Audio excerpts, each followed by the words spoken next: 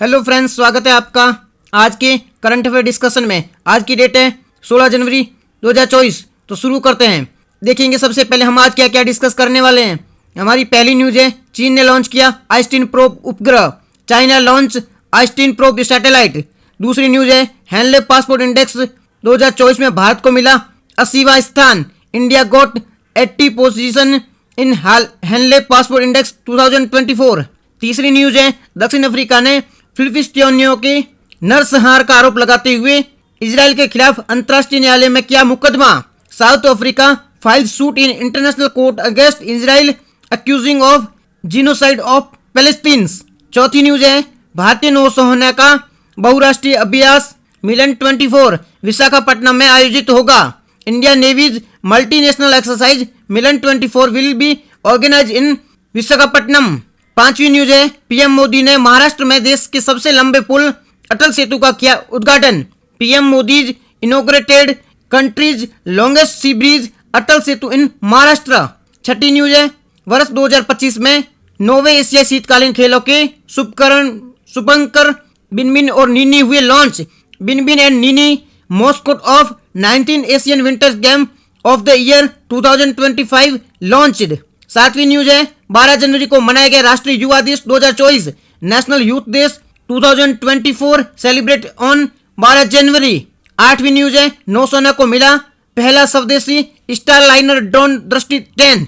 Navy get first indigenous star liner drone दृष्टि 10। नवी खबर है, मुख्यमंत्री भूपेंद्र पटेल ने अहमदाबाद में अंतर्राष्ट्रीय पतंग महोत्सव 2024 का किया उद्घाटन। Chief minister Shri Bhupendra Patel inaugurated the international kites festival 2024 इन अहमदाबाद। और 10वीं न्यूज है, भारत इलेक्ट्रॉनिक्स लिमिटेड ने गाजियाबाद में अत्याधुनिक सभागार अभियान किया launch. Bharat Electronics limited launch state of the arts auditorium अभियान इन गाजियाबाद। तो चलिए स्टार्ट करते हैं। सबसे पहले देखेंगे हम हेनले पासपोर्ट के बारे में। तो क्वेश्चन है हमारा आज का, हेनले पासपोर्ट इंडेक्स 2024 में भारत को कौन सा स्थान मिला है। क्वेश्चन क्या है, भारत को 2024 में कौन सा स्थान मिला है। आपको आंसर देना है इन चार ऑप्शन में से। तो सबसे पहले देख लेते हैं हेनले पासपोर्ट इंडेक्स के बारे में। हेनले पासपोर्ट इंडेक्स को साल में 4 बार रिलीज किया जाता है। कितनी बार? साल में 4 बार रिलीज किया जाता है। हेनले पासपोर्ट इंडेक्स को साल में 4 बार, हर क्वार्टर में रिलीज किया। क्वार्टर 1, क्वार्टर 2, क्वार्टर 3, क्वार्टर 4, साल में 4 बार रिलीज किया जाता है। देश का इसमें क्या दिखाया जाता है, इसमें कौन सा देश, किस देश का पासपोर्ट कितना मजबूत है, इसमें यह दिखाया जाता है किस देश का पासपोर्ट कितना मजबूत है और वीजा फ्री इस पासपोर्ट से कितने देशों में एंट्री मिल सकती है। जैसे कि आपके पास अगर भारत का पासपोर्ट है तो भारत के पासपोर्ट से आप कितने देशों में बिना वीजा के जा सकते हो, ये हेनले पासपोर्ट इंडेक्स ये दर्शाता है। तो इसमें जो पहला स्थान मिला है वो फ्रांस को, इटली को, जर्मनी को, जापान को, सिंगापुर को और स्पेन को मिला है। काफी सारे देशों को पहला स्थान मिला है।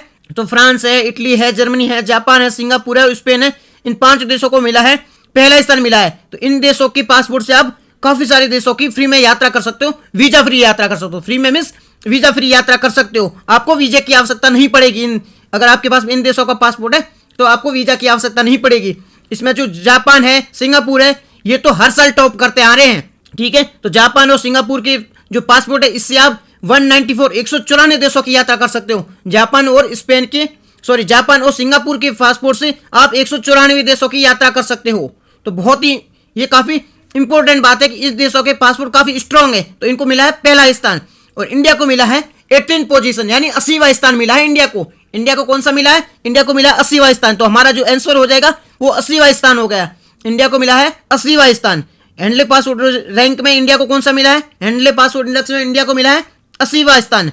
अब इंडिया को तो मिला है, पाकिस्तान का भी देख लेते हैं। पाकिस्तान को मिला है 101वां स्थान, मतलब 101वां स्थान मिला है। तो इंडिया से थोड़ा पीछे रह गया पाकिस्तान। और टोटल देश कितने? टोटल है 104 देश। सबसे लास्ट किसको मिला है? अफगानिस्तान को मिला है। अफगानिस्तान से पासपोर्ट से आप बहुत ही कम देशों में जा सकते हो। तो ये पहला क्वेश्चन है हेनले पासपोर्ट इंडेक्स के बारे में। इसके साथ साथ कुछ और इंडेक्स में देख लेते हैं, इंडेक्स के बारे में देख लेते हैं। हेनले पासपोर्ट इंडेक्स से संबंधित न्यूज थी तो कुछ और इंडेक्स के बारे में भी हम देख लेते हैं। तो एक बार देख लो आप, फायर पावर इंडेक्स में इंडिया को कौन सा स्थान मिला है? फायर पावर इंडेक्स में इंडिया को कौन सा स्थान मिला है? फायर पावर इंडेक्स में इंडिया को चौथा स्थान मिला है। कौन सा स्थान मिला है? इंडिया को मिला है चौथा index. Fire power index India को मिला है चौथा स्थान। फायर पावर इंडेक्स में इंडिया को मिला है चौथा स्थान। ठीक है, इसमें क्या दिखाया जाता है? फायर पावर इंडेक्स में क्या दर्शाया जाता है? फायर पावर इंडेक्स में क्या दर्शाया जाता है? फायर पावर इंडेक्स में दर्शाया जाता है किस देश की मिलिट्री कितनी स्ट्रांग है। फायर पावर इंडेक्स में दर्शाया जाता है कि किस देश की मिलिट्री कितनी स्ट्रांग है, मिलिट्री पावर को दर्शाया जाता है। तो इंडिया को मिला है चौथा स्थान, पहला यूएसए, दूसरा रूस, तीसरा चीन, चौथा Bharat. Fire power index India को चौथा स्थान मिला है। क्या दर्शाता है? मिलिट्री पावर को दर्शाता है। पहला स्थान यूएसए, पहला स्थान यूएसए, दूसरा रसिया, तीसरा चीन हमारा दुश्मन, चौथा भारत को मिला है चौथा स्थान। ठीक है, फायर पावर इंडेक्स के बारे में देख लिया। इसके बाद देखेंगे हम वैश्विक भूखमरी सूचकांक, वैश्विक भूखमरी सूचकांक के बारे में देखेंगे। ग्लोबल हंगर इंडेक्स के बारे में देखेंगे, ग्लोबल हंगर इंडेक्स के बारे में देखेंगे, वैश्विक भूखमरी सूचकांक के बारे में देखेंगे। तो ग्लोबल हंगर इंडेक्स को रिलीज कौन करता है, सबसे पहले देखेंगे इसे रिलीज कौन करता है। तो इसे रिलीज करता है अंतर्राष्ट्रीय खाद्य नीति अनुसंधान संस्था, इंटरनेशनल फूड पॉलिसी रिसर्च, अंतर्राष्ट्रीय खाद्य नीति अनुसंधान संस्थान, international food policy research institute और जर्मनी में स्थित वेलेंट हंगर हिल्फा द्वारा रिलीज किया जाता है। अब इसमें इंडिया को कौन सा स्थान मिला है? वैश्विक भूखमरी सूचकांक में इंडिया को मिला है 111वां स्थान, 111वां स्थान इंडिया को मिला है। ठीक है, इसमें कितनी चीजें देखी जाती है? इसमें 4 चीजें देखी जाती है, 4 इसमें चीजें को फोकस किया जाता है। इसके किन किन चीजों को देख के ये तय किया जाता है कि वैश्विक भूखमरी सूचकांक में कितना स्थान आएगा। तो इसमें फोकस किया जाता है चाइल्ड रिस्ट्रिक्टिंग, चाइल्ड वेस्टिंग, अल्प पोषण यानी अंडर न्यूट्रिएंट्स और मृत्यु दर यानी डेथ रेट। इन 4 चीजों पर फोकस करके ये निकाला जाता है वैश्विक भूखमरी सूचकांक। यूपीएससी में ये क्वेश्चन पूछा जा चुका है। वैश्विक भूखमरी सूचकांक कितने देश, भारत को कौन सा स्थान मिला है? 111वां स्थान मिला है। कुल 4 चीजों को फोकस किया जाता है, चाइल्ड रिस्ट्रिक्टिंग, चाइल्ड वेस्टिंग, अल्प पोषण और मृत्यु दर, इन 4 चीजों को फोकस किया जाता है। इसके बाद में है वैश्विक खुशहाली सूचकांक, वर्ल्ड हैप्पीनेस इंडेक्स। वैश्विक खुशहाली सूचकांक की बात करूं तो वर्ल्ड हैप्पीनेस इंडेक्स में इंडिया को मिला है 126वां स्थान, 126 स्थान मिला है, 126वां स्थान मिला है इंडिया को। कौन सा स्थान मिला है इंडिया को? 126वां स्थान मिला है। और जेंडर गैप इंडेक्स में इंडिया को मिला है 127वां स्थान, जेंडर गैप रिपोर्ट, इसमें इंडिया को मिला है 127वां स्थान। और वैश्विक खुशहाली सूचकांक 126वां स्थान। इसके बाद में हम देखेंगे वैश्विक लॉजिस्टिक प्रदर्शन सूचकांक, वैश्विक लॉजिस्टिक प्रदर्शन सूचकांक, इसमें इंडिया को मिला है 38वां स्थान। कौन सा स्थान मिला है? इंडिया को मिला है 38वां स्थान। वैश्विक लॉजिस्टिक सूचकांक में इंडिया को मिला है 38वां स्थान। किसके द्वारा रिलीज किया जाता है? वर्ल्ड बैंक के द्वारा। ठीक है, इसमें मिला इंडिया को 38वां स्थान। इसके बाद में है climate change performance index, climate change performance index, India को मिला है 7वां स्थान। इसमें टॉप 3 खाली है, किसी को नहीं मिला है। चौथा मिला है डेनमार्क को और इंडिया को मिला है 7वां। किसकी बात करें हम? क्लाइमेट चेंज इंडेक्स की बात करें, क्लाइमेट चेंज इंडेक्स इंडिया को 7वां स्थान, टॉप 3 खाली है, चौथा स्थान यानी पहला स्थान मिला है डेनमार्क को। 3 खाली है तो पहला होगा डेनमार्क हो गया। तो ये होगा क्लाइमेट चेंज इंडेक्स के बारे में। अब चलते हैं हमारी नेक्स्ट क्वेश्चन की ओर। हमारा नेक्स्ट क्वेश्चन है, हाल ही में किस देश के द्वारा आइस्टीन प्रोब उपग्रह लॉन्च किया गया है? हाल ही में किस देश ने आइस्टीन प्रोब उपग्रह लॉन्च किया गया? तो सबसे पहले देख लेते हैं आइस्टीन प्रोब उपग्रह के बारे में। आइस्टीन प्रोब जिसे ईपी उपग्रह भी कहा जाता है, इसे लॉन्च किया है चाइना ने। किसने लॉन्च किया है? चाइना ने। आइस्टीन प्रोब उपग्रह को चाइना ने लॉन्च किया है। किससे लॉन्च किया है?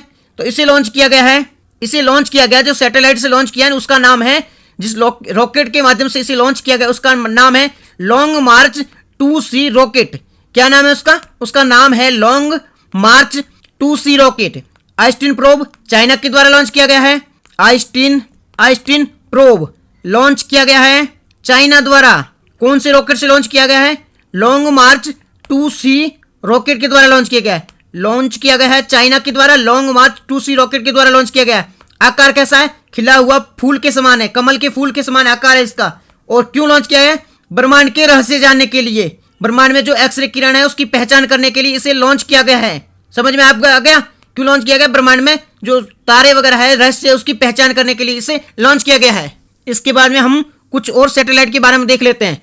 तो हम एक बार देख लेते हैं। पहला क्वेश्चन इससे संबंधित हमारा है, स्पेस एक्स एक प्राइवेट कंपनी है, तो स्पेस एक्स ने किस देश के ओवजोन 3 को लॉन्च किया है? स्पेस एक्स ने किस देश के ओवजोन 3 को, ओवजोन 3 एक प्राइवेट सैटेलाइट है, एक जियो सैटेलाइट है जो प्राइवेट कंपनी का है। तो ओजोन जो स्पेस एक्स है, इसने किस देश के ओजोन 3 को लॉन्च किया, जो कि एक प्राइवेट सैटेलाइट है। ये चीज याद रखना, ओजोन 3 है, ओजोन 3 है, वो एक प्राइवेट सैटेलाइट है।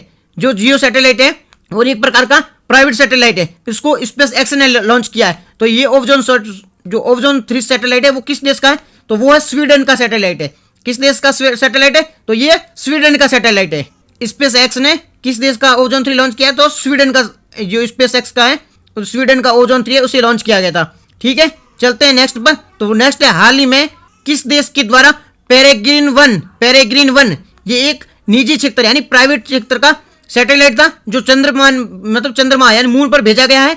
तो हाल ही में निजी क्षेत्र का चंद्र मिशन पेरेग्रीन 1 किसने लॉन्च किया है, तो पेरेग्रीन 1 का यूएस ने लॉन्च किया। कुछ दिन पहले न्यूज में था पेरेग्रीन 1 यूएसए द्वारा, पेरेग्रीन 1 जो चंद्र पर भेजा गया है, मून पर भेजा गया है, एक निजी सेक्टर का है, यूएसए द्वारा लॉन्च किया गया। पेरेग्रीन 1 यूएसए द्वारा लॉन्च किया गया है। फिर न्यू स्पेस इंडिया लिमिटेड ने GSAT-20 को किस रॉकेट से लॉन्च करने की घोषणा की है। न्यू स्पेस इंडिया ने GSAT-20 को किस रॉकेट से लॉन्च करने की घोषणा की है, तो फाल्कन 9 और स्पेस एक्स इन दोनों के माध्यम से न्यू स्पेस इंडिया लिमिटेड है वो GSAT-20 को लॉन्च करेगा, फाल्कन 9 और स्पेस एक्स इन दोनों के माध्यम से। हमारा तीसरा क्वेश्चन है वो है, हाल ही में अंतर्राष्ट्रीय न्यायालय में फिलिस्तीनियों के नरसंहार का आरोप लगाकर इजराइल के खिलाफ मुकदमा किस देश ने किया है। जी भाई, इजराइल के खिलाफ तो पूरी दुनिया पड़ गई है, तो उस श्रेणी में एक और देश शामिल हो गया जिसने इजराइल के खिलाफ मुकदमा कर दिया है। क्यों किया मुकदमा किया है कि इजराइल ने जो फिलिस्तीनी है उनके खिलाफ किया है नरसंहार। मुकदमा कहाँ किया गया है, तो इंटरनेशनल कोर्ट में।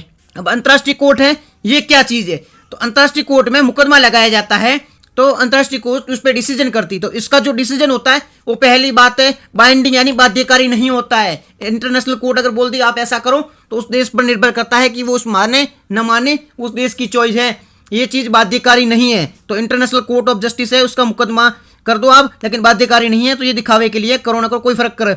तो किस देश ने किया है, तो ये किया है साउथ अफ्रीका ने। साउथ अफ्रीका भी इस चीज में कूद पड़ा है और साउथ अफ्रीका ने मुकदमा किया है अंतर्राष्ट्रीय न्यायालय में कि इजराइल ने नरसंहार किया है तो इसको सजा दी जानी चाहिए। तो इंटरनेशनल कोर्ट में साउथ अफ्रीका ने मुकदमा किया है, आरोप लगाया है कि गाजा पट्टी पर इजराइल के द्वारा नरसंहार किया गया है, जीनोसाइड किया गया है इजराइल द्वारा फिलिस्तीनियों का, इसीलिए ये मुकदमा किया गया। अब आईसी इंटरनेशनल कोर्ट होता है, उसका जो आदेश होता है वो बाइंडिंग नहीं होता है, लेकिन साउथ अफ्रीका का कहना है कि जो इंटरनेशनल कोर्ट है वो आदेश दे इजराइल को कि वो तुरंत इस कार्रवाई को रोके, तुरंत कार्यवाही रोका जाए, बट वो रोकेगा नहीं क्योंकि इसका कार्य बाइंडिंग नहीं होता है, इसका निर्णय बाध्यकारी नहीं होता है। इंटरनेशनल कोर्ट की बात करें तो इसकी स्थापना की गई थी 1945 में, 1945 में इसकी स्थापना की गई थी। 1946 से इसने काम स्टार्ट किया। 1945 में स्थापना, 1946 से इन्होंने काम करना स्टार्ट कर दिया गया। इसका हेडक्वार्टर कहाँ है, द हेग नीदरलैंड में, द हेग नीदरलैंड में इसका हेडक्वार्टर है। कहाँ है हेडक्वार्टर, द हेग नीदरलैंड में। कितने न्यायाधीश होते हैं इसमें, जज कितने होते हैं, जज या न्यायाधीश की बात करें तो 15 जज होते हैं इसमें। कितने जज होते हैं, 15 जज होते हैं। कार्यकाल कितना होता है एक जज का, 9 साल का कार्यकाल होता है। जज का कार्यकाल कितना होता है, टेन्योर कितना होता है, 9 साल का टेन्योर होता है। 15 जज अपॉइंट किए गए हैं, 9 साल का इसका टेन्योर होता है। साउथ अफ्रीका न्यूज में था, तो साउथ अफ्रीका और क्यों न्यूज में था, तो ब्रिक्स 2023 ब्रिक्स जो है समिट उसको 2023 में आयोजित, मतलब किसने होस्ट किया था, तो ब्रिक्स 2023 को होस्ट किया था साउथ अफ्रीका ने।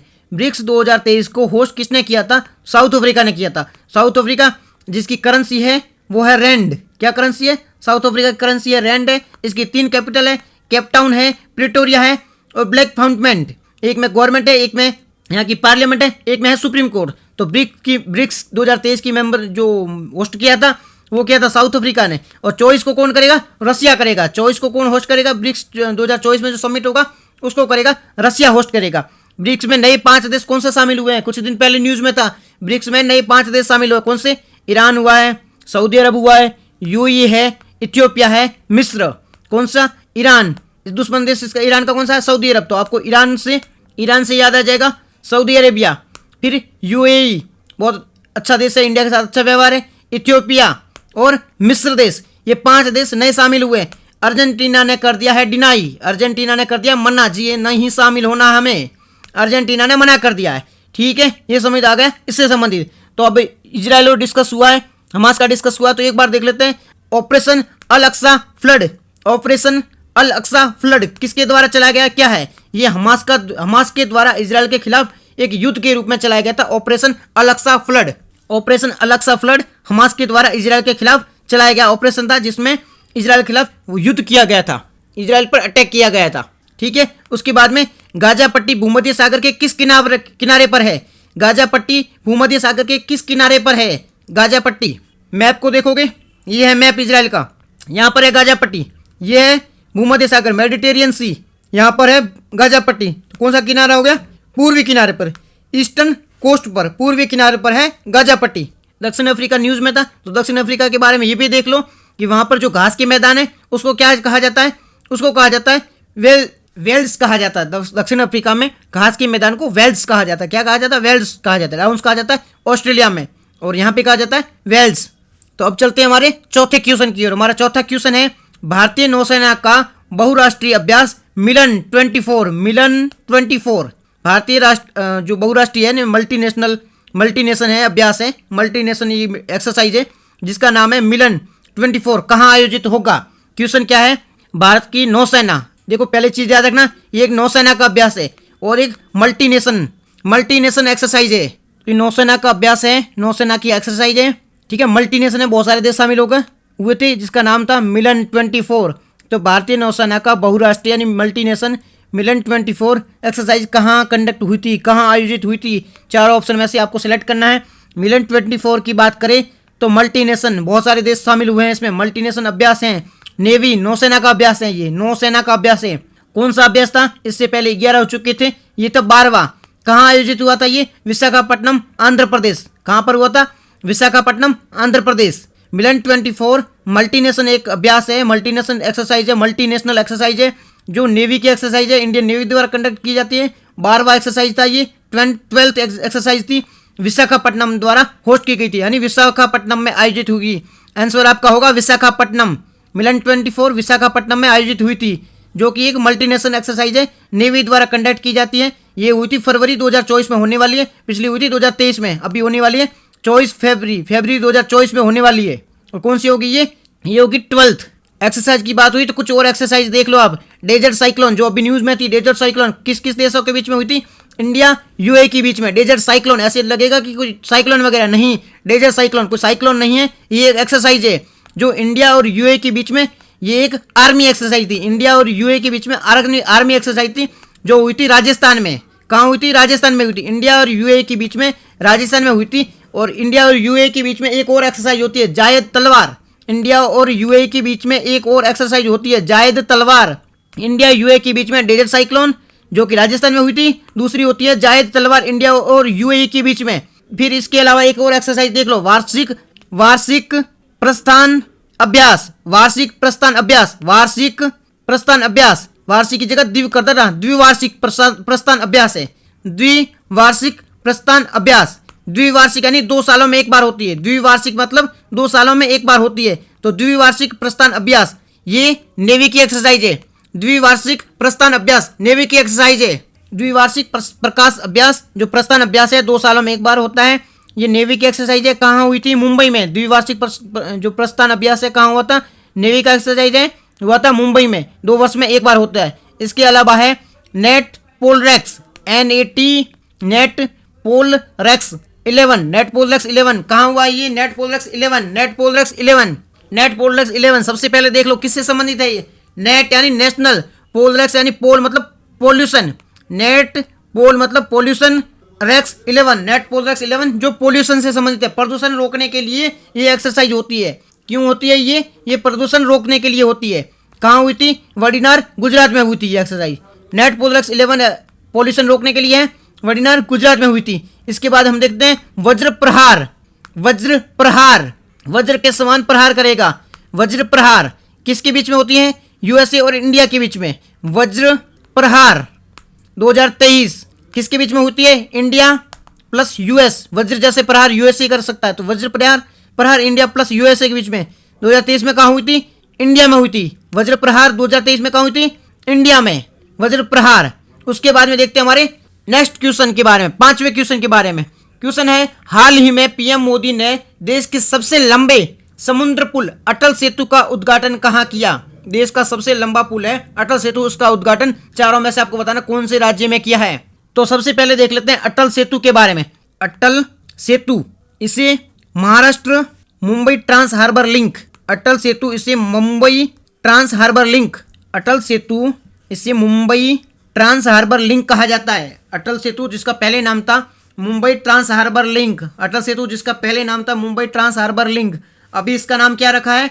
अटल जी की याद में अटल सेतु रखा गया। अटल जी की याद में Atal Setu Mumbai Trans MTHL Mumbai T Trans harbour Link, अब इसका नाम रखा है अटल सेतु। ठीक है, तो देश का सबसे लंबा समुद्री पुल, देश का सबसे लंबा सी पुल है, सी ब्रिज है, समुद्री पुल है। ठीक है, देश का सबसे लंबा सी पुल कौन सा है? अटल पुल है या अटल सेतु है।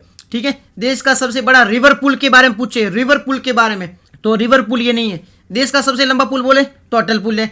देश का सबसे बड़ा समुद्री पुल है तो भी वो अटल पुल है। बट देश का सबसे बड़ा रिवर पुल के बारे में पूछे तो रिवर पुल है वो ये नहीं है। ठीक है, रिवर पुल ये नहीं है। देश का सबसे बड़ा रिवर पुल बोले, रिवर पुल बोले तो वो ये नहीं है। देश का सबसे बड़ा समुद्री पुल, देश का सबसे बड़ा पुल तो अटल पुल या MTHL Mumbai trans harbour link भी कहा जाता है। अटल बिहारी वाजपेयी जी के याद में इसे बनाया गया है।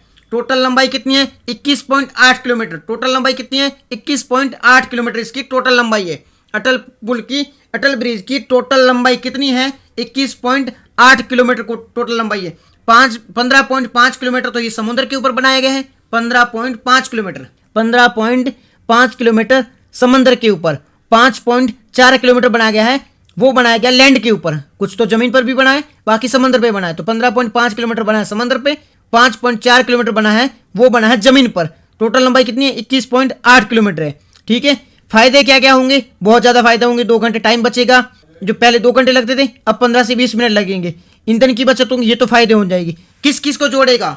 ये चीज़ इंपॉर्टेंट है, किस किस चीज़ों को जोड़ेगा? मुंबई, मुंबई में एक जगह है सेवरी, मुंबई जिसमें एक जगह है सेवरी, उसको नवी मुंबई, उनमें जगह चिरले, तो सेवरी को चिरले से जोड़ेगा। सेवरी कनेक्ट विथ चिरले, सेवरी को चिरले से जोड़ेगा।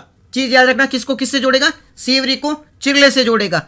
मुंबई को नवी मुंबई से, मुंबई में है सेवरी, नवी मुंबई में है चिरले, तो सेवरी को चिरले यानी मुंबई को नवी मुंबई से जोड़ेगा। यहाँ से पूरा होके जाएगा ये ऐसे, ये मुंबई, ये नवी मुंबई, यहाँ से होके पूरा जोड़ने का काम करेगा, जो सी के ऊपर से जाएगा। 17,000 करोड़ का खर्चा आया है, इस पर टोल टैक्स भी लगाई गई और भी कई सुविधा दी गई है। और सबसे बड़ा रिवर पुल कौन सा है? सबसे बड़ा रिवर पुल है ना, वो है धौला सादिया ब्रिज है। ये कहाँ है? असम को अरुणाचल प्रदेश से जोड़ता है। सबसे बड़ा रिवर पुल कौन सा है? तो वो है धौला सादिया पुल, धौला सादिया ब्रिज, जो कि लोहित नदी पर है। असम को अरुणाचल प्रदेश से जोड़ता है धौला सादिया पुल, जो कि असम को अरुणाचल प्रदेश से जोड़ता है, लोहित नदी पर है। वो सबसे बड़ा रिवर पुल है। और सी पुल ये अटल पुल है। ठीक है, चलते हमारे नेक्स्ट क्वेश्चन में। हमारा नेक्स्ट क्वेश्चन है वो है 6ठा क्वेश्चन है, उसमें हाल ही में वर्ष 2025 में 9वें एशियाई शीतकालीन खेलों के लिए कौन सा शुभंकर यानी कि मोटकोस शुभंकर यानी कि मॉस्कोट लॉन्च हुआ है। 2025 में एक गेम होने वाले हैं, 9वें एशियाई शीतकालीन खेल है 2025 में होंगे। इसके लिए नया कौन सा शुभंकर लॉन्च हुआ है? कौन सा शुभंकर लॉन्च हुआ है? तो सबसे पहले देख लेते हैं 9th एशियन शीतकालीन खेल के बारे में। 9th एशियन शीतकालीन खेल 2025 में आयोजित होंगे। कहाँ होंगे? चीन के हार्बिन में। कहाँ होंगे? चीन के हार्बिन में। कहाँ होंगे? चीन के हार्बिन में। 9वें एशियन शीतकालीन खेल 2025 कहाँ आयोजित होंगे? चीन के हार्बिन में। मॉस्कोट क्या है? शुभंकर क्या है? बिन बिन नीनी, बिन बिन नीनी, तेरे बिन नहीं बिन बिन नीनी। नाम क्या है? बिन बिन नीनी। कहाँ वो आयोजित होंगे? 9वें शीतकालीन खेल, 9वें शीतकालीन एशियन खेल कहाँ आयोजित होंगे? चीन में। 9वें शीतकालीन खेल कहाँ आयोजित होंगे? चीन के हार्बिन में। मॉस्कोट क्या है? बिन बिन नीनी। और ये बिन बिन नीनी क्या है? साइबेरिया का एक बाघ है, उसके नाम पर पड़ा है बिन बिन नीनी। इसका प्रतीक यानी चिन्ह क्या होगा? इसका साइन क्या होगा? साइन होगा ब्रेक थ्रू, किसी को ब्रेक देना, ब्रेक थ्रू इसका साइन होगा। साइन क्या होगा? ब्रेक थ्रू इसका साइन होगा। नारा क्या है?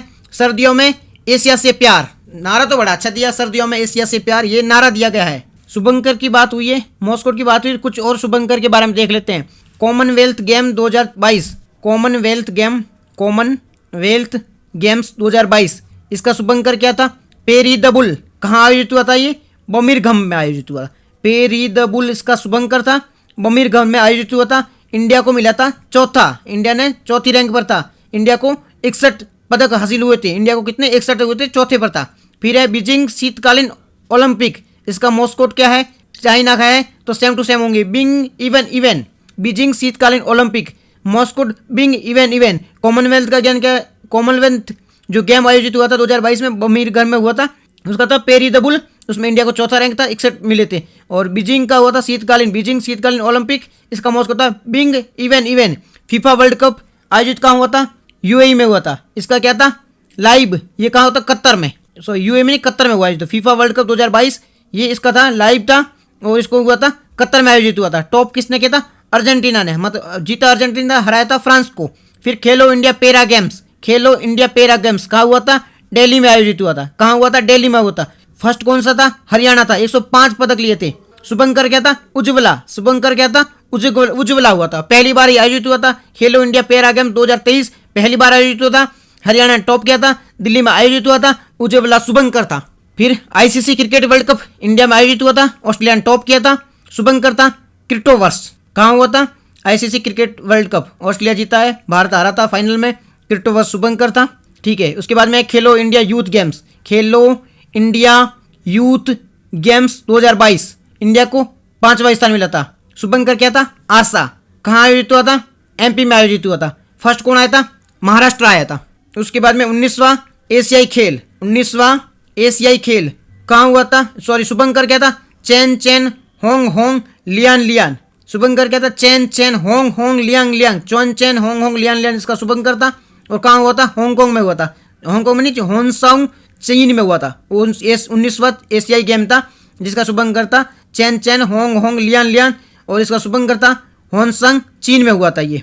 ठीक है, और अब देख लेते चौथा पैरा एशियाई खेल। ये चौथा पैरा एशियाई खेल ये कहाँ होता? ये भी चीन में हुआ था। इंडिया को 5वां स्थान मिला था। इंडिया को कौन सा मिला था? 5वां स्थान मिला। फेई फ्री इसका शुभंकर था, फेई फ्री। और ये हुआ था चाइना में 5वां स्थान इंडिया को मिला था। 111 पदक इंडिया ने जीते थे। फिर 37वां राष्ट्रीय खेल, 37वां राष्ट्रीय खेल कहाँ आयोजित हुआ था? गोवा में। 37वां राष्ट्रीय खेल कहाँ आयोजित हुआ था? गोवा में। शुभंकर था मोगा।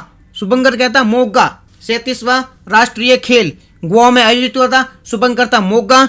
और महाराष्ट्र ने किया था टॉप। महाराष्ट्र ने 228, पहली बार किसी राज्य ने 200 से पार यानी 228 जीते थे। इसके बाद खेलो इंडिया गेम्स 2023 ये कौन सा था? छठा था। कहाँ हुआ था? तमिलनाडु में। शुभंकर वीर मंगई स्क्वैश नया खेल इसमें आयोजित मतलब ऐड किया गया है। खेलो इंडिया गेम्स 2023, खेलो इंडिया गेम्स 2023-24 कितने? छठे हुआ था, मतलब इससे पहले 5 आयोजित, ये छठा था। खेलो इंडिया गेम्स 2023 छठा था। कहाँ हुआ था? तमिलनाडु हुआ था। शुभंकर वीर मंगई नया खेल स्क्वैश इसमें ऐड किया गया है। चलते हमारे 7वें क्वेश्चन की ओर। हमारा 7वां क्वेश्चन है, हाल ही में भारत इलेक्ट्रॉनिक्स लिमिटेड ने अति आधुनिक मतलब मॉडर्न सभागार अभिज्ञान कहाँ लॉन्च किया गया है? Where has Bharat Electronics Limited recently launch the state of the art auditorium Abhigyan. Bharat ने हाल ही में भारत इलेक्ट्रॉनिक्स लिमिटेड ने अति आधुनिक सभागार अभिज्ञान कहाँ लॉन्च किया है? तो ये लॉन्च किया गया, सबसे पहले देख लेते हैं भारत इलेक्ट्रॉनिक्स लिमिटेड के बारे में। इसने लॉन्च किया है अति आधुनिक सभागार जिसका नाम है अभिज्ञान। अति आधुनिक सभागार लॉन्च किया भारत इलेक्ट्रॉनिक लिमिटेड ने जिसका नाम क्या है? अभिज्ञान नाम है। क्या नाम है इसका? अभिज्ञान नाम है। लॉन्च कहाँ किया है? गाजियाबाद यूपी में। कभी भी नाम बदल सकता है गाजियाबाद का, तो अभिज्ञान गाजियाबाद, अभिज्ञान अभी गया गाजियाबाद गया, अभिज्ञान गाजियाबाद यूपी में, अभिज्ञान गाजियाबाद यूपी में। और भारत इलेक्ट्रॉनिक्स लिमिटेड की बात करें 1954 में इसे बना गया था। 1954 में बनाया ये 1954 में। कहाँ है ये? बेंगलुरु में। ये एक नवरत्न कंपनी है। आपने नवरत्न महारत्न कंपनियों के बारे में सुना होगा, तो ये एक नवरत्न कंपनी है। भारत इलेक्ट्रॉनिक्स लिमिटेड 1954 में कहाँ है? बेंगलुरु में, नवरत्न कंपनी है। इसने अभी लॉन्च किया गया है अभिज्ञान, एक अत्याधुनिक सभागार है। कहाँ ये? गाजियाबाद यूपी में। गाजियाबाद यूपी में किया है इसने, लॉन्च किया गया है। सूरत में क्या है? सूरत में डायमंड व्यापारी की सबसे बड़ी, वर्ल्ड की बिगेस्ट ऑफिस है डायमंड की, वर्ल्ड की सबसे बड़ी ऑफिस है। कहाँ है? सूरत में, जिसे अभी बनाया गया। इससे पहले थी यूएसए में थी, इससे पहले कहाँ थी? यूएसए में थी। अभी कहाँ है? सूरत में बन गई सबसे बड़ी डायमंड, वर्ल्ड की बिगेस्ट डायमंड कंपनी बनी, ऑफिस बन गई है, सबसे बड़ी ऑफिस बन गई है। अब एक बार देख लेते हैं कुछ और, भारत लिमिटेड की बात हुई है तो कुछ और कंपनियों के बारे में देख लेते हैं जो नवरत्न या महारत्न है। इसमें है भारत एल्यूमिनियम कॉर्पोरेशन, एल्यूमिनियम से संबंधित कुछ है, जैसे बाल्को है, नाल्को है, तो देख लेते हैं बाल्को, नाल्को, हिंडको, इंडको। तो बाल्को यानी कि भारत एल्यूमिनियम कॉर्पोरेशन, BAL, देखो बाकी सब चेंज सेम रहेगा। एल्यूमिनियम कॉर्पोरेशन सेम रहेगा, आगे से चेंज करना। तो BA से बन गया भारत, तो Bharat Aluminium Corporation. NALCO National Aluminium Corporation, Hindco Hindustan Aluminium Corporation, Indco Indian Aluminium Corporation. तो इनके बारे में याद रखना, बाल्को, नाल्को, हिंडको और इंडको। अभी एक भारत की नवीनतम महारत्न कंपनी ऐड की गई है, वो 13वीं महारत्न कंपनी है, 13वीं है। कितनी है? 13वीं कंपनी, 13वीं है। ऑयल इंडियन लिमिटेड, जिसका नाम क्या है? ऑयल इंडियन लिमिटेड, 13वीं नवीनतम महारत्न कंपनी है, 13वीं है, जिसका नाम है ऑयल इंडियन लिमिटेड। चलते हमारे नेक्स्ट क्वेश्चन के, 8वां क्वेश्चन। 8वां है, हाल ही में भारतीय नौसेना में शामिल पहला स्वदेशी स्टारलाइनर ड्रोन कौन सा है? पहला स्वदेशी इंडिजीनियस स्टारलाइनर ड्रोन कौन सा है? Which is the first indigenous Starliner drone that recently join the Indian navy? कौन सा पहला स्वदेशी ड्रोन स्टारलाइनर कौन सा है जिसने इंडियन नेवी को ज्वाइन किया है? तो इसका नाम है दृष्टि 10। क्या नाम है? दृष्टि 10। नाम क्या है? दृष्टि 10 है, जो इंडिया की नौसेना में शामिल हुआ है। स्टारलाइनर ड्रोन है, पहला स्वदेशी ड्रोन है, जो कि प्राइवेट ड्रोन है, निजी कंपनी द्वारा बनाया गया। तो पहला स्वदेशी स्टारलाइन ड्रोन है जो निजी कंपनी के द्वारा बनाया गया है, स्वदेशी है, ये भारत में शामिल हुआ है, भारत की जो नेवी है उसमें शामिल हुआ है। इसे अनमैन्ड एरियल व्हीकल UAV यानी वाहन जो मनुष्य रहित है, बिना मनुष्य के चलता है, वाहन जो बिना मनुष्य के चलता है उसे UAV कहा जाता है। अनमैन्ड एरियल व्हीकल जिसे कहा जाता है। स्टारलाइन एक ड्रोन है जो UAV है, यानी कि बिना मानव के चलता है। ठीक है, किसने बनाया इसे? इसे बनाया है अडानी एरोस्पेस लिमिटेड। हैदराबाद में एक अडानी की कंपनी है, अडानी एरोस्पेस लिमिटेड, उसके द्वारा बनाया गया है। ये एक स्वदेशी है। स्वदेशी क्या है? ड्रोन है, पहला स्वदेशी ड्रोन है जो कि UAV यानी कि बिना मानव के चलेगा, और ये 36 घंटे हवा में रह सकता है, खुफिया निगरानी रखने का काम करेगा ये, तो किसी भी मौसम में उड़ान भर सकता है। दृष्टि 10 नौसेना का स्टारलाइन ड्रोन है, ये स्वदेशी है। ठीक है, भारतीय मतलब अडानी एरोस्पेस लिमिटेड द्वारा इसे बनाया गया है। हैदराबाद बेस्ड एक कंपनी है अडानी एरोस्पेस लिमिटेड, उसके द्वारा बनाया गया है। UAV मतलब अनमैन्ड एरियल व्हीकल है, 36 घंटे हवा में रह सकता है, किसी भी मौसम में उड़ान भर सकता है, सीक्रेट खुफिया जानकारी रखेगा ये। यहाँ पे ऑप्शन में कुछ वर्ड यूज हुए। उरुगम एक असॉल्ट राइफल है, DRDO द्वारा बनाई गई है। असॉल्ट राइफल DRDO द्वारा। उरुगम क्या है? Assault rifle. उरुगम क्या है? Assault rifle. उरुगम क्या है? असॉल्ट राइफल है। उर्गम असॉल्ट राइफल है, रट लो, उर्गम असॉल्ट राइफल है। ठीक है, आकाश क्या है? आकाश न्यू जनरेशन की सरफेस टू एयर मिसाइल है। आकाश क्या है? एयर जनरेशन की, न्यू जनरेशन की है। आकाश NG, आकाश NG का मतलब है new generation, surface to air missile है, लंबी दूरी की मिसाइल है आकाश NG। ठीक है, तो ये इसके बारे में हमने देख लिया। देखते हैं क्वेश्चन 9वां। क्वेश्चन 9वां है वो है, हाल ही में अंतर्राष्ट्रीय पतंग महोत्सव 2024 कहाँ आयोजित हुआ? देखो पतंग महोत्सव सिंपल सी बात है, कहाँ आयोजित हुआ होगा? गुजरात में। आपको देख के समझ में आ जाएगा। तो अंतर्राष्ट्रीय पतंग महोत्सव कायोपो 6, आपको फिल्म याद आई होगी कायोपो 6। अंतर्राष्ट्रीय पतंग महोत्सव 2024 कहाँ आयोजित हुआ है? गुजरात में आयोजित हुआ है। गुजरात में कहाँ? अहमदाबाद में। साबरमती जो रिवर है, रिवर फ्रंट, वहां पर आयोजित हुआ था। 7 से 14 जनवरी के बीच में आयोजित हुआ था। कौन सा था? 33वां था। CM भूपेंद्र पटेल जी द्वारा ये सेलिब्रेट किया गया था। कहाँ हुआ था? साबरमती फ्रंट, अहमदाबाद में। 7 से 14 जनवरी तक गुजरात में हुआ है। कौन सा है? 33वां है। ठीक है, और ये क्यों आयोजित किया जाता है? 5T talent, technology, tourism, tradition और ट्रेड को बढ़ावा देने के लिए। Talent, technology, tourism, trade, tradition को बढ़ावा, 5T को बढ़ावा देने के लिए आयोजित किया जाता है। Where has international kite festival 2024 started recently. Gujarat में आयोजित हुआ था। गुजरात में आयोजित हुआ था।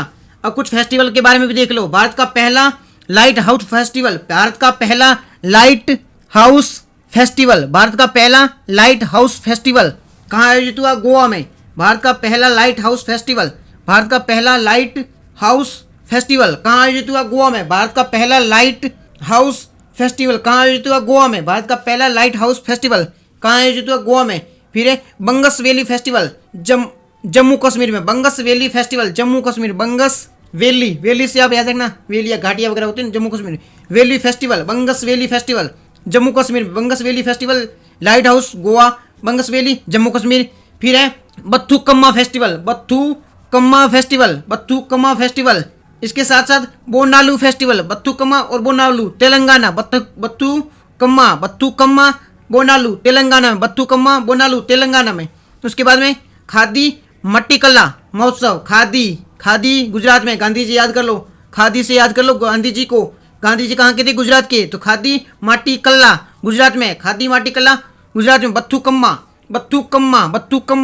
बथुकल्ला से कम्मा से अम्मा किसको कहा जाता था? अम्मा साउथ में, समझ गए आप? ठीक है, नाम नहीं लेंगे, समझ जाओ आप, अम्मा। ठीक है, तो वहां पर मनाया जाता तेलंगाना में, साउथ में आप समझ जाओ, तेलंगाना में। इतना थोड़ा बहुत हिंट करके आप याद कर सकते हो। बोनालू भी तेलंगाना में, बंगसवेली जम्मू कश्मीर में, लाइट हाउस गोवा में।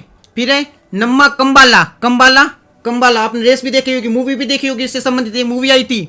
ठीक है, तो कंबाला प्रतियोगिता कर्नाटक में, बेंगलुरु में होती है कंबाला प्रतियोगिता, जहां पर भैंसे जो होते हैं ना उनको दौड़ाया जाता है। ठीक है, कंबाला प्रतियोगिता बेंगलुरु में। लोसर महोत्सव, लोसर लद्दाख। ठीक है, फिर है हेरत जम्मू कश्मीर, हेरत उत्सव जम्मू कश्मीर में। फूलदेई उत्तराखंड, फूलदेई यूके में। भूमचू महोत्सव सिक्किम, भूमचू सिक्किम, CH से सिक्किम कर दो, कैसे भी करके आपको याद रखना, भूमचू सिक्किम में। फिर है थाई पुसम, कहाँ? तमिलनाडु में, थाई पुसम तमिलनाडु। सूरजकांड मेला, कांडनी कुंड है, सूरजकुंड मेला हरियाणा में, फरीदाबाद, सूरजकुंड हरियाणा फरीदाबाद। चिक्कल कालो महोत्सव, गोवा में, चिकन वगैरह उधर गोवा में ज्यादा मिलता है, गोवा में। हमारा चलता है 10वां क्वेश्चन में राष्ट्रीय युवा दिवस कब मनाया जाता है? तो सबसे पहले राष्ट्रीय युवा दिवस है वो स्वामी विवेकानंद जी की याद में, इस दिन स्वामी विवेकानंद जी का बर्थडे है, इसलिए मनाया जाता है। कब मनाया जाता है? 12 जनवरी को पहली बार सबसे पहले मनाया गया था। इसकी घोषणा की गई थी 1984 में पहली बार घोषणा की गई थी। उसके बाद में 12 जनवरी 1985 से लगातार राष्ट्रीय युवा दिवस, national youth day Swami Vivekananda ji की याद में मनाया जाता आ रहा है। पहली बार मनाया कब गया था? 12 जनवरी को। घोषणा कब की थी? 1984 में, 85 से मनाया जाता है। किसकी याद में? स्वामी विवेकानंद जी की। इनका जन्म कब हुआ था? 12 जनवरी 1863। विवेकानंद जी का जन्म 1863 में, 12 जनवरी 1863 को कहाँ हुआ था? कलकत्ता वेस्ट बंगाल में, 12 जनवरी 1863 कलकत्ता वेस्ट बंगाल में। नाम क्या था? नरेंद्र दत्त था, बचपन में नाम नरेंद्र दत्त। ठीक है, अभी जो यूथ फेस्टिवल, राष्ट्रीय युवा प्रोग्राम जो मनाया गया था, युवा दिवस मनाया गया था, कहाँ मनाया गया था? नासिक महाराष्ट्र में। कहाँ मनाया गया था? नासिक महाराष्ट्र में मनाया गया था। थीम क्या थी इसकी? विकसित भारत 2047 युवाओं के लिए, युवाओं के द्वार, विकसित भारत 2047 युवाओं के लिए, युवाओं के द्वारा। When is national youth day celebrate? 12 जनवरी, स्वामी विवेकानंद जी की याद में। स्वामी विवेकानंद जी का जन्म 12 जनवरी 1863 को हुआ था। पिताजी का नाम विश्वनाथ दत्त जी था। पिताजी का नाम क्या था? विश्वनाथ दत्त जी। माताजी का नाम भुवनेश्वरी देवी। माताजी का नाम क्या था? भुवनेश्वरी देवी था। और इनका खुद का बचपन में ना नरेंद्र नाथ दत्त। विवेकानंद जी का बचपन में नाम क्या था? नरेंद्र नाथ दत्त था। ठीक है, इनको किसी राजा के द्वारा इनका नाम विवेकानंद जी करवाया गया था। ठीक है, और इन्होंने रामकृष्ण परमहंस मिशन की स्थापना की थी। जो इनके गुरु थे रामकृष्ण परमहंस, उनकी याद में रामकृष्ण परमहंस यानी रामकृष्ण मिशन की स्थापना की थी। रामकृष्ण मिशन की स्थापना की थी इन्होंने। कहाँ की थी? कोलकाता में की थी रामकृष्ण मिशन की स्थापना 1897 में। और इनका नाम विवेकानंद किसने रखा था? इनका नाम विवेकानंद रखा था 1893 में। अजीत सिंह थे, खिराड़ी के राजा अजीत सिंह थे, उन्होंने इनका नाम विवेकानंद रखा था। खिराड़ी के राजा थे अजीत सिंह, इन्होंने इनका नाम अजीत सिंह रखा था। ये खिराड़ी कहाँ है? झारखंड में। खिराड़ी के राजा अजीत सिंह ने इनका नाम विवेकानंद रखा था 1893 में। और शिकागो धर्म सम्मेलन कब आयोजित हुआ था? 1893 सितंबर 1893 में शिकागो धर्म सम्मेलन हुआ था। 1893 में सितंबर 1893 में यूएसए में आयोजित हुआ था, जहां पर इन्होंने स्पीच दी थी। आप सबने फेमस स्पीच के बारे में सुना होगा। ठीक है, अंग्रेजी भाषा में इनकी बुक की है प्रबुद्ध भारत। स्वामी विवेकानंद की अंग्रेजी भाषा में प्रमुख पत्रिका कौन सी है? एक इनकी पत्रिका, प्रमुख पत्रिका इनका नाम है प्रबुद्ध भारत। इंग्लिश लैंग्वेज में है इनकी बुक है प्रबुद्ध भारत। इंग्लिश लैंग्वेज में, अंग्रेजी भाषा में इनकी बुक है प्रबुद्ध भारत। अंग्रेजी भाषा में विवेकानंद जी की बुक कौन सी? बुक नहीं, पत्रिका है, न्यूज़पेपर है। इंग्लिश लैंग्वेज में विवेकानंद जी की पत्रिका कौन सी है? न्यूज़पेपर कौन सा है? प्रबुद्ध भारत है इंग्लिश लैंग्वेज में। स्वामी विवेकानंद जी की जो प्रमुख शिष्या थी, इनकी जो स्टूडेंट थी, जिनका नाम है सिस्टर निवेदिता, आयरलैंड की एक लेडी थी सिस्टर जिसका नाम था एलिजाबेथ, बाद में सिस्टर निवेदिता कर दिया गया है। ये एक इनकी प्रमुख शिष्या थी। शिष्या मीन्स इनकी स्टूडेंट थी। तो स्वामी विवेकानंद जी को आधुनिक भारत का आध्यात्मिक पिता, आधुनिक भारत का निर्माता और आध्यात्मिक पिता किसने कहा था? स्वामी विवेकानंद जी को आधुनिक भारत का निर्माता सुभाष चंद्र बोस ने कहा था और इन्होंने इसको आध्यात्मिक भारत का पिता कहा था। इन्होंने वेदांत सोसाइटी की स्थापना कहाँ की थी? इन्होंने वेदांत सोसाइटी की स्थापना न्यूयॉर्क अमेरिका में की थी। न्यूयॉर्क अमेरिका में इन्होंने वेदांत सोसाइटी की स्थापना की थी। वेदांत सोसाइटी की स्थापना कहाँ की थी? वेदांत सोसाइटी की स्थापना न्यूयॉर्क अमेरिका में की थी। स्वामी विवेकानंद रॉक मेमोरियल कहाँ है? Rock memorial, Swami Vivekananda rock memorial Kanyakumari Tamil Nadu में रॉक मेमोरियल है इनका। एक रॉक मेमोरियल है इनका तमिलनाडु में। स्वामी विवेकानंद जी का रॉक मेमोरियल कन्याकुमारी तमिलनाडु में। राष्ट्रीय युवा महोत्सव 2024 कहाँ हुआ था? नासिक महाराष्ट्र में हुआ था। अगर विवेकानंद को जानना है, अगर पूरे भारत को जानना है तो आप विवेकानंद को जानो। ये किसने कहा था? अगर भारत को जानना है तो आप विवेकानंद को जानो। किसने कहा था? ये कहा था रविंद्रनाथ टैगोर ने कहा था। रविंद्रनाथ जी टैगोर है, गुरु रविंद्रनाथ जी टैगोर, इन्होंने कहा था अगर आपको भारत को जानना है तो आप विवेकानंद जी को जानिए, आप पूरे भारत को जाओ। इनको तूफानी हिंदू कहा जाता। स्वामी विवेकानंद को तूफानी हिंदू कहा जाता। छोटी सी एज में बहुत कुछ कर लिया था इन्होंने, तो इनको तूफानी हिंदू कहा जाता है। स्वामी विवेकानंद के द्वारा कौन कौन सी बुक लिखी गई थी? इन्होंने राजयोग, धर्म योग, भक्ति योग, कई सारी इंपॉर्टेंट बुक लिखी थी। इसके साथ साथ में lecture from Colombo to Almora, lecture from Colombo to Almora, ये भी इनकी फेमस बुक है। इनका निधन हो गया था 4 जुलाई 1952 में, सॉरी 4 जुलाई 1902 में इनका निधन हो गया था। 4 जुलाई 1902 में इनका निधन हो गया था। तो ये पूरे आज के क्वेश्चन थे। आज के डिस्कशन में इतना था। Thank you very much for discussion.